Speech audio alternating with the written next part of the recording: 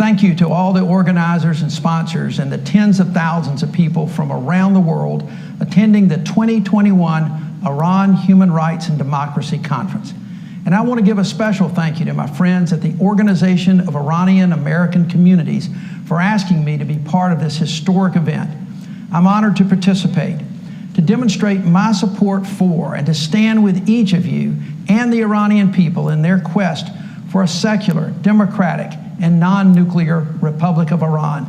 As you all are well aware, the recent activity in Iran was not an election where the people of Iran duly elect their next president, but in reality, it was a selection by Iran's supreme leader of a loyalist, Judiciary Chief Ibrahim Raisi, whose rise to power has been marked by repression and injustice and the execution of literally thousands of political dissidents dating back to the 1988 massacre, which you're all too familiar with. Many who are in attendance at this conference are the mothers and fathers, sisters and brothers, and children of the fallen at the hands of the regime and Raisi. But know this, the people of Iran did not speak in this past election. They spoke with their silence. They spoke by refusing to vote in an election where the outcome was preordained and not reflective of the will of the people. By refusing to participate in such a sham, the people of Iran, not the regime, can claim victory. And know this as well, the speakers at this conference are here because we are with you. The 242 bipartisan co-sponsors of H.R. 118 and others who support it in the United States Congress are with you. I am with you. And there is hope. Iran's election this year is vastly different than those that have gone before it. This year's so-called election comes at the regime's most precarious time, as its prospects for survival are being questioned from both sides, inside the regime and outside, by freedom-seeking people in Iran and across the globe. The vulnerability has been on full display since the last Iranian election, with a series of successive uprisings each year since 2017. Whether it is the global economy, military security, climate change, racial and social justice, or healthcare and the fight against a worldwide pandemic, democracy represents more than just a form of government. It is an idea and a set of values grounded in the dignity and value of every single human being. It's a theme that President Biden campaigned on, and a theme he has stressed since becoming president. Significantly, the United States Congress, through the House Representatives Resolution 118, is speaking out. The resolution highlights the desire of the Iranian people to achieve the freedoms they so rightly deserve, as evidenced by the repeated rounds of protest in cities throughout Iran, and urges the Biden administration to make ending the Iranian regime's reign of terror and human rights abuses, while providing unwavering support for the Iranian people's struggle for freedom and a democratic, non-nuclear republic of land, make that the centerpiece of U.S. policy toward Iran.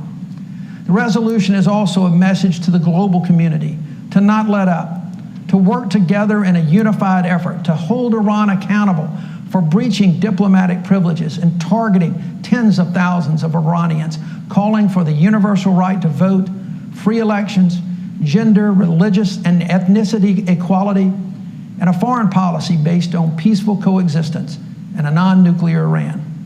The point is, you have friends in and out of the United States government.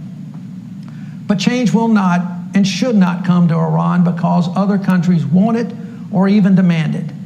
No, my friends, change must come, and I believe will come, from you and the people of Iran. You are the source and instrument of change. You are the inspiration for change. As the late Senator John McCain said to you just a few years ago, you are the example to the world that those people who are willing to fight and sacrifice for freedom will achieve it. The people of Iran are demonstrating time and time again, year after year, that they're willing to make the sacrifices for freedom. In particular, the youth of Iran, the students and younger generation of Iran, are leading the efforts for a more inclusive society, a society where all are treated equally, one that does not discriminate based on gender, ethnicity, or class, These young people see the value to the world of an Iranian society that freely allows the Persian people to showcase their talents in business, in science, in the arts. As with all countries, but particularly Iran, the future lies in its youth. The power and strength of young people are especially significant for me. I grew up in a period of unrest in America, where the youth of America demanded civil rights and equal opportunities for American citizens of all races. And I'm proud to say that it was the youth of my city, Birmingham, Alabama, that became the shining example and inspiration for America's civil rights movement some 60 years ago. Today, it is the youth of Iran that is also a beacon of hope. Time and time again, it is the Iranian students and youth that are leading the way for freedom in Iran. Major uprisings in December 2017 signaled that the regime change is within reach.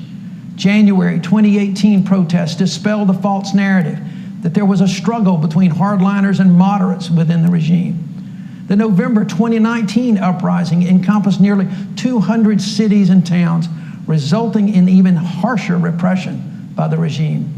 And in January 2020, nationwide protests were triggered by a cover-up orchestrated by the regime after the IRGC shot down a Ukrainian airliner.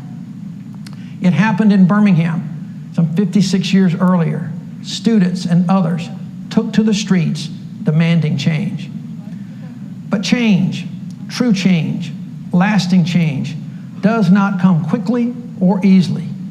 True change, lasting change will come only through continued determination, ongoing commitment, and lasting sacrifice, characteristics possessed by all freedom-loving Iranians. It was the same determination, commitment, and sacrifice seen and heard during America's civil rights movement, as time and time again, demonstrators sang the lyrics of one of the many great freedom songs. Ain't gonna let nobody turn me around. Turn me around. Ain't gonna let nobody turn me around.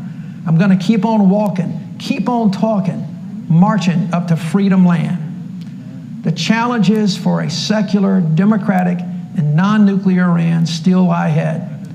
So my charge to you as this conference concludes is to never give up. Never lose sight of the quest for freedom. Keep on a walking, keep on a talking, keep on a marching toward freedom land, and in so doing, don't let nobody turn you around. Thank you all very, very much.